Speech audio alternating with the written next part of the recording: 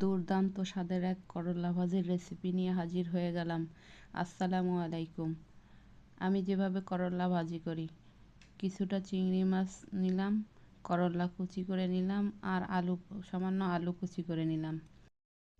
করলাটা ভাজি করার জন্য একটা ফ্রাই প্যানে তেল দিয়ে পেঁয়াজ কুচি দিয়ে দিয়েছিলাম। পেঁয়াজ কুচি দিয়ে তার সাথে সাথে কিছুক্ষণের ভিতরেই চিংড়ি মাছগুলো দিয়ে দিয়েছি। চিংড়ি মাছগুলো দিয়ে একটু লবণ দিয়ে সামান্য একটু হলুদ দিয়ে নেড়ে চেড়ে নিচ্ছি।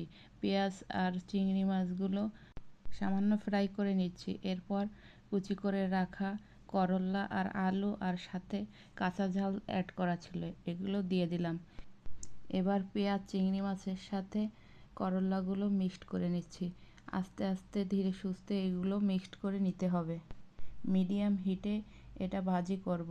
বেশিও পাওয়ার দেব না আর অল্প পাওয়ারও দেব না। আর নাড়তে থাকবো, অনবরত নাড়তে থাকতে হবে, তা না হলে তলা থেকে ধরে যাবে, তাহলে আর খেতে ভালো লাগবে না।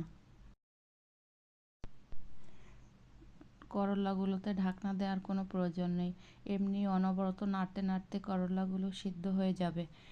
এবার করলার ভিতর লবণ দিয়ে আবারও নাড়তে থাকবো। করলাটা আস্তে আস্তে সফট হয়ে আসবে আর সেদ্ধ হয়ে আসবে।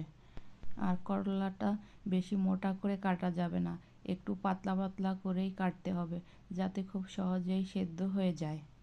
আর এভাবে করলা কুচিয়ে ভাজি করলে করলার তো তিতা লাগবেই না, আর খেতে অসাধারণ লাগে। আপনারাও এভাবে একবার ট্রাই করতে